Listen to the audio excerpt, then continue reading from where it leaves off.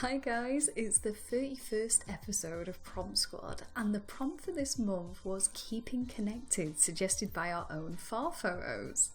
I was really excited to get going with this one because it's so open to interpretation. I really like that about it. I mean, Farrfotos always comes up with really creative ideas for her own prompts, so it's no shock to me that her suggestion has lots of different options within it too. I can't wait to show you all what the rest of Promptsquad has done this month. But first, as always, I'm going to show you what I did this month. Yawn. So, to be honest, I kind of wanted to take this prompt very broadly and try and capture really the feeling of keeping connected rather than going down maybe a clearly visual route like I usually do. Because the first thing that came to my mind were a pair of phones connected by, a length of string. And I don't know, I just thought, I want to try something a little bit different, a little bit more abstract this month. So yeah, this is the reason why my sketch went this way. That's my pre-explanation. So by the time this is out, we'll probably have started Inktober, and I've been sketching out all of these ideas for it already, and this piece is kind of a part of that whole process. Now, I've been a bit worried, to be honest, about this year's Inktober, because I've been dealing with a lot of just other gubbins in my life, and I didn't really know how things were all going to fit together. Basically, my landlord's selling where we've lived for the last fair few years, and we're kind of looking for our next place to call home. And with this big move on the horizon, I've just kind of been unsure how realistic it is that I'm going to be able to do the full Inktober. And so I kind of wanted to get sketching ideas early in September, just so, I at least knew that there was a bit of a safety net and a bit of a chance, so I didn't feel as negative on it. So my plan, if you can call it that, for this Inktober was to follow the list, as I think it does look pretty good this year, better than last year's at least. And yeah, I also wanted to just try and draw some little witches because, I don't know, why not? I just wanted to draw them. So yeah, I've been doodling a lot of ideas and trying to kind of find my style, I guess, for drawing faces and figures. I know I've been doing that for a long time, but yeah, I basically wanted an idea of how I want my characters in general to look like for this month.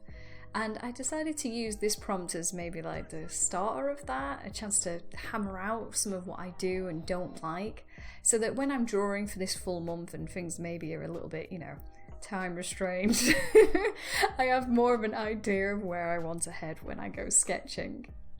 Now, for the idea of keeping connected, I wanted to try and go down two routes at the same time. One being the two characters being apart from each other and then connecting through the illustration and through the story. But I also wanted to look at how the characters connected to each other and their setting in terms of design. I had this idea of her being this little teapot witch who's living in a field of giant tea leaves. And then she finds this tiny tea cat in the bushes. So with that, I thought about, how am I going to illustrate that idea? I knew I wanted the colours to complement one another, but not be too similar to the background, or else I just thought the cat and the girl would fade into the background too much. I also wanted a lot of round shapes to be included because I knew that I wanted this to have a very soft feeling, a kind of dreamy and childlike illustration. So I really simplified down all the natural shapes of the leaves and the flowers so that they were kind of more bean-like, a bit more rounded, just to kind of get that effect. I really like as well when my art is very textured and kind of fuzzy, so I kind of messed around a lot with layers and sketching over the shapes myself with the 6B pencil in Procreate. I've also been making some random brushes myself using scans of like scribbles I do, using different papers that I've got in the cupboard, just using stuff from around the house in Procreate. And I think by using these, I've been able to make quite, interesting pastel-like brushes, just that gave an interesting effect, especially when you scribble them over these block shapes. I think once, I'm a bit more confident with Procreate, I'll definitely put up some of these random brushes that I've made online somewhere for free. I mean, it depends if you guys are actually interested in something like that. But, I think it's kind of useful and fun just to play with other artists' brushes that they make. It kind of gives you an insight on how they achieve certain techniques in their own paintings. Plus, I mean, it's something so unique to digital painting, isn't it? I can't really, give someone the brush that I do a traditional painting with and it'll just, do things like that. But you can digitally, and I really like the idea of sharing that with you guys, so you'll have to let me know what you think of that idea. Anyway, as you can see, I was very methodical when I was illustrating this, looking back. I mean, I kept everything on lots of separate layers, and then I'm adding lots of textures as I go and shading as I go. I mean, to be honest, I think I over-rendered this one a little bit too much, but I also think that kind of helped me realise a lot about what I do and don't like to do when painting digitally. I think it's very easy to over-render with digital art because, traditional art, you're going to go through the paper at some point if you keep drawing. But with digital, you can play around so much. And yeah, I just feel like I learned a lot through the process, even though I kind of laboured over it a bit, I guess. I'm going to stop nattering on here and I'm just going to play a bit of music over the final stages of this painting, and then I'm going to come back and delve into all the wonderful art that the artists of Promptsquad have created this month.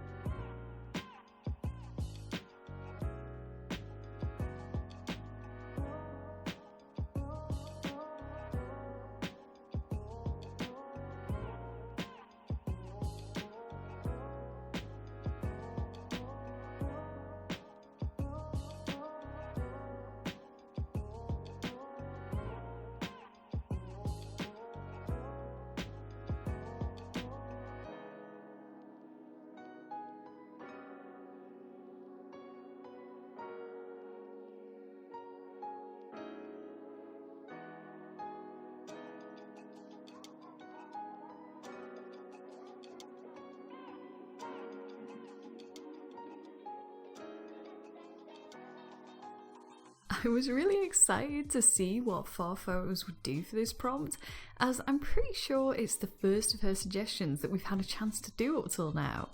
And of course, she did not disappoint. I really loved that she showed her initial sketch as well as what her final illustration was, because you can really see how her composition developed as she went and how she created such a good, almost kind of graphical design, like logo style in this piece. I really like how it turned out. I won't lie though, Farrfotos, if you do want to render up that cat version too, create like an illustration series, I would definitely love to see that. Zoe, wow, okay, we have a new member of Promptsquad this month, and she's got a hell of an entrance to come in with. My god, look at this illustration. I can't get over how gorgeous it is. The colours, the design. I mean, I'm just becoming familiar with Zoe's art now at the moment, but I'm really enjoying like looking through her portfolio of art. Definitely worth checking out her Instagram if you get a chance, because her style is really wonderful. I think I'm especially impressed by her line art. I like how crisp her edges and her shapes are. They're really clean and very perfect. Can't wait to see more going forward, and thank you so much for joining Promptsquad, Zoe. Now, I'm pretty sure that Dave's testing me out here, whether I'm going to add another sensor bar or even put this in the video. He's such a troublemaker. I mean, the trouble of adding a sensor bar here is, where do I put it? Okay, honestly, I actually haven't seen the film The Human Centipede, but I think I know what it's about. But whatever you're thinking about this, I mean, you've got to admit, Dave's done a really good job rendering this. The values of the blacks and white are really good, and the freehand typography he's done is quite impressive too. But, you know, I'm going to move on, Dave, because, you know, don't want to have nightmares. Sean's illustration this month is really cool too. I really love how it tells a full story through both the overall image that he's done, but also these little hints of details that are surrounding the Ouija board. Sean's a natural storyteller anyway, so I won't ruin his full story, which you can find in his post on Instagram, but I think that from the painting alone, you can draw a lot of the information too. My personal favourite part of this is the way that Sean's rendered the skin of the older woman's hands. I think the amount of colours that he used and the textures, it really gives her a lot of life, which in an image full of death is just such a cool contrast. I think it's really fantastic. I'm so chuffed that Nadia's art is here again in Promptsquad. It's really cool to see. I know she's been really busy, but she still created this beautiful drawing for the squad of these interconnected like hands doing like a pinky promise kind of thing. I think, like most artists, I've got hand phobia, but Nadia clearly doesn't, because she's got the proportions of these hands perfect, and the framing of them on the page kind of looks almost sculptural to me, the way that she's drawn them and composed them together. It's a really lovely piece of art. I won't make it into a meme, but honestly, Troy, you stole my idea, and I'm pretty sure you stole Dave's idea too, so shame on you. But no, Troy did a beautiful job of illustrating the tin can phones across the 2 pages of the sketchbook. Such a brilliant like compositional idea, and he achieved it masterfully. Another thing that I really love about Troy's illustration is the way that he's played with colour for his 2 characters. There's lots of primary colours, which always makes you think, makes me think of children and childhood anyway, but also using like red and blue as key colours for both characters. It really makes them feel distinct from each other, like they are in 2 separate places. I think it's one of those pieces that gets smarter and smarter the longer that you look, and I think it's just really good. I really appreciate that. Emily always takes me by surprise with her prompts. When she sends one through, I'm like, I can see the unified style, but she's also just never afraid to experiment too. And I think that this painting is such a cool idea and such a cool take. All the blocks of shapes and colours and the vibrant neons and the text, I mean, it all feels like it could be kind of out of like a Totally Spies cartoon, but also like a pop art piece. It's a really cool take on the prompt. I never would have expected it. Plus, the story of the missing Bessie continues. I mean, I'm getting worried about our poor cow, you know. Weather's getting colder. I hope that she comes home soon. And finally, Tea Light's piece is another clever take on this prompt, as they've taken the idea of the connected, you know, barrel of monkey toys that you can get and turned the idea on its head by just using lemurs instead. I am not sure about you guys, but it really reminds me of like an Escher piece. You know what I mean? All the angles and the patterns with the lemur element kind of falling down through the page. I don't know, I feel again like you could get lost in this illustration because it is such a clever piece of work. Now, I said I'm going to try and give Tea Light's description of Promptsquad a go because I really love how she phrased it. She said that we are a convivial conglomerate of creatives. Try and say that 3 times faster. But I think that is such a good description. And after seeing all your guys' takes on this prompt, I'm really proud to be part of this conglomerate of lemurs. Thank you so much, guys. Thank you so much to everyone who joined Prompt Squad this month. I mean, it's just been such an interesting prompt, and I really love seeing how everyone took it on. Now, with this month of October being the big Inktober challenge for most artists online at this point, I didn't really want to stress everyone out by adding like a 30-second prompt onto this 31 prompt challenge. So I thought, what would be more fun than just bringing the two of them together?